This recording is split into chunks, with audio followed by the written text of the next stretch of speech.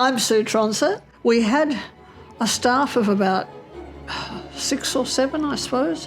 People like a mainstay was Patrick Carrick, who did all sorts of admin work, which he was terrific.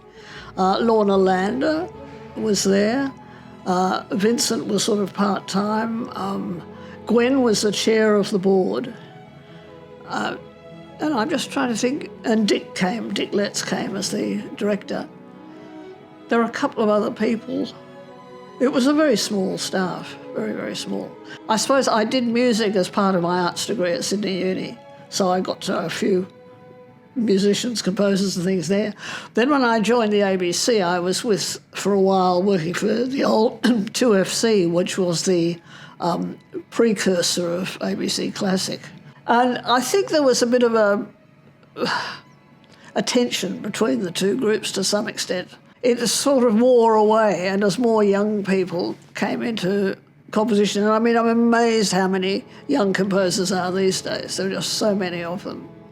That when I was on the board, the most memorable thing I remember is that Professor Peter Platt, who has since died unfortunately, and I were both on the board, and we decided that Australian composers never got awards in the honours, the New Year's honours. So we made a list of about, I think, 10 composers, and we assembled all their stuff, which was a tedious process, all their certification, if you like.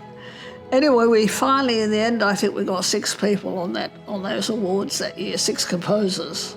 It was just such joy to us that our little project, which had taken so much time, actually bore fruit.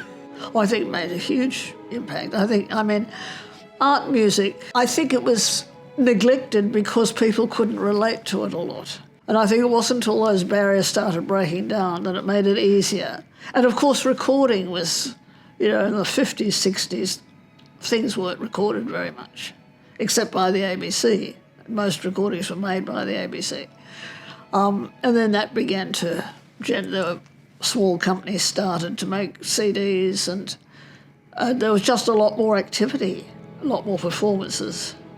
Well, I think a lot of it was because we started the library. So, I mean, so often before the AMC started, people would say, where can I get the music for whatever? And there was no one source. You'd have to either go to the composer if they were still alive, or find it in a local state library or something. And that was a huge benefit, I think, to have the library and the copying service. I think the AMC's come a long way. Oh, bigger and better. I think it's on a very good course now. I think there's so much variety of composition. And I hope it just keeps on that track.